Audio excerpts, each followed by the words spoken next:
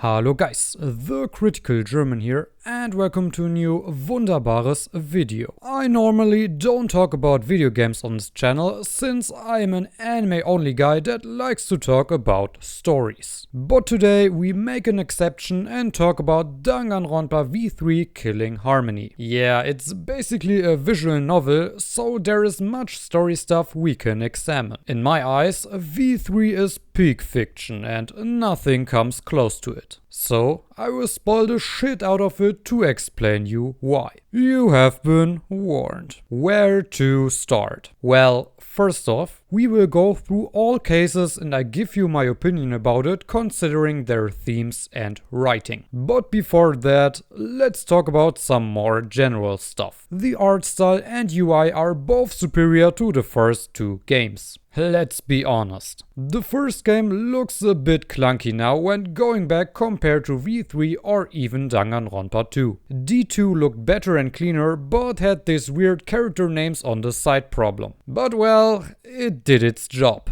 V3 on the other hand is very stylized and beautiful to look at. I just love it and it contributes so much to the experience. Enough video game talk. Let's come to the heart of the games, the cases. The first case is one of the best the series has to offer. What a great way to kick things off. They literally killed off the supposed main character of the game, Kaede Akamatsu. I never saw that coming and it catched me by surprise. Marking it as the third entry in the series, they had to do something more than just another first case of Danganronpa that kinda acts as a tutorial. But blowing it out of the water like this? I seriously never thought they meant it seriously. I thought to myself, this must be some kind of joke and Kaede can't be the culprit. It's just bait. She is on my goddamn Danganronpa poster on the forefront right next to Shuichi. They must be kidding.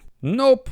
She dies brutally. As much as I had loved to see a female protagonist, this twist was definitely worth it and sets up Shuichi's character in a perfect way while subverting our expectations of the whole game. So yeah, the first case is everything you can wish for. It has nice twists and turns that work efficiently when you played the first two games. You had a certain expectation and think you knew the rules by now. Well, no you don't, main characters can die too. The only thing that bothered me back then was that it was a bit too convenient that the ball fell down in this exact moment to kill Rantaro. But well, it was actually a bait and they cleverly picked that part up again in the last chapter. This right there is smart and compelling writing, my Freunde. This leads us to the second case. It is not as great as the first one and I am completely fine with that. Case 2 is interesting in its own way because it asks questions in a morally dilemma fashion. Is murder okay if it saves countless of lives in the process? Kirumi is the leader of a whole nation and killed Ryoma in order to be free from the death game and to manage her country. Ryoma's also a criminal, which makes the situation even more interesting. So we really ask philosophical questions here, which make the case deep and thought-provoking. They found a culprit, but they didn't really win because they doomed a country. The solving of it rather feels like a loss and leaves a bitter taste in your mouth. So it also twists your expectations. Genius writing!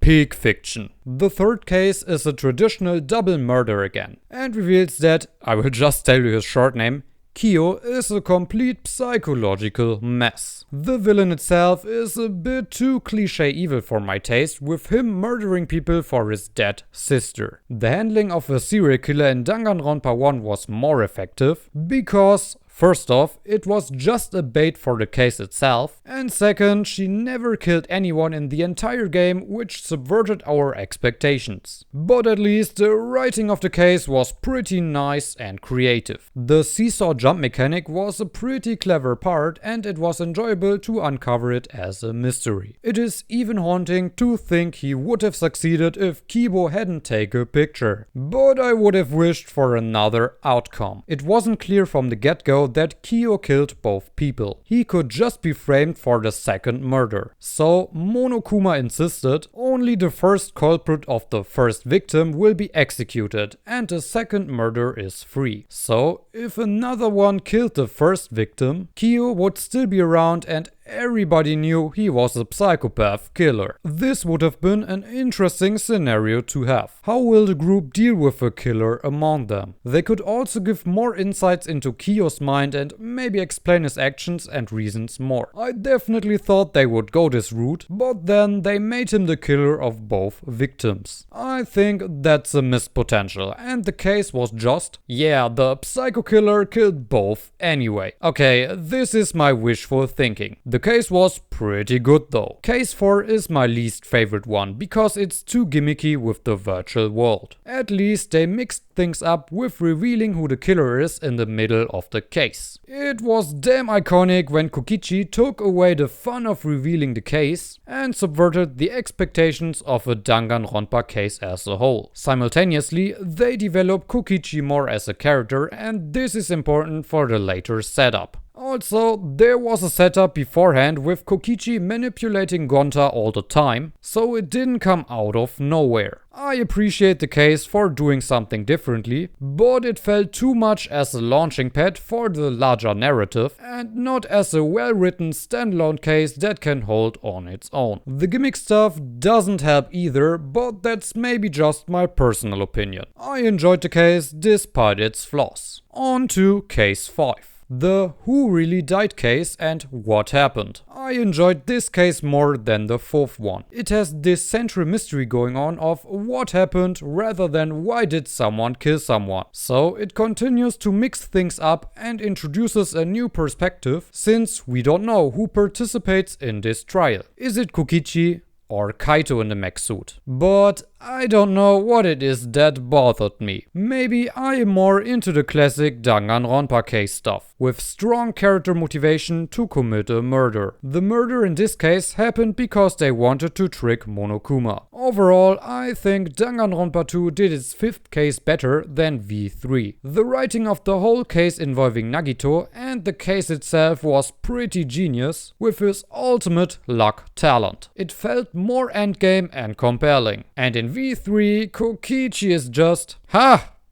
I lied, death game is bad, let's prank Monokuma. I just didn't feel it, and I think it was more interesting when Kokichi posed a threat. Maybe I wanted another endgame for him and his character, because there was much more build-up. Despite that though, the case was fine and didn't have the gimmick stuff from the previous case. Okay, we made it. Let's talk about the most controversial case, the last one. Or at least the second half of it, because this case consists of two. First, it starts with the redoing of the first case. New evidence has been found that Kaede didn't actually kill Rantaro. So it's time to uncover the whole truth. Remember when I said I found it a bit too convenient that the ball fell down on this specific spot? Surprise! It actually didn't, and the game addresses this flaw. So the only "this is too convenient to be true" problem is eliminated, making every case perfect logic-wise. That's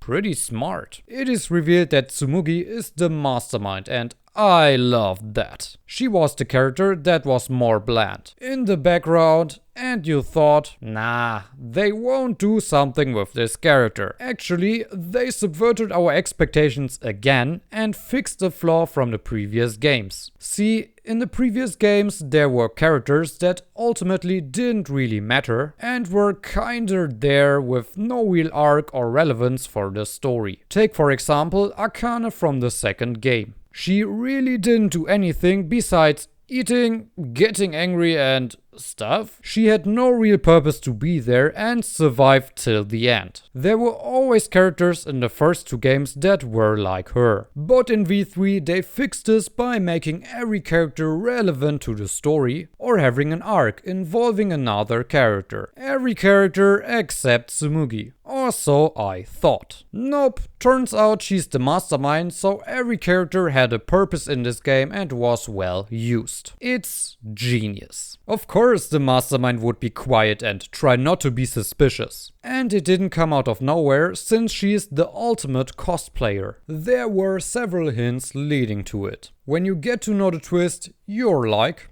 damn, that makes sense. Or in German, Scheiße, das macht ja voll Sinn. Let's move to the most controversial part of V3. Its last case, the ending. See, it's revealed that this is not the third death game, but the 53rd one. In this universe, they turned Danganronpa into a sort of reality show for people to watch. Everything we saw was scripted and not out of free will. Many people hated that the game went this route and felt betrayed because nothing seen there is the truth. It was all a lie. And you know what? I think the ending was genius in writing and it was consistent with the game's overall theme. Truth and lies. Let me explain. Danganronpa was always about fourth wall breaks and stuff. But this time they took it onto another level by incorporating us, the players, directly into the game and questioned the morality of a death game as a whole. Simultaneously, they implemented meta commentary about long-running franchises and how they are butchered to death because of money, which completely destroys the creative art behind it. This is all manifested in the characters, especially Shuichi, who fights against the death game. He has enough of it and doesn't want to play the game anymore, refusing to take part in it. So, what's the argument against it? That it sacrificed a story that really happened in the Danganronpa universe in order to make clever and creative meta commentary? The thing is, we get a story in the Danganronpa universe. It's all there with the Goofa project and the spaceship and the other stuff. Does it really matter if it's real or not? I mean, the Danganronpa games are just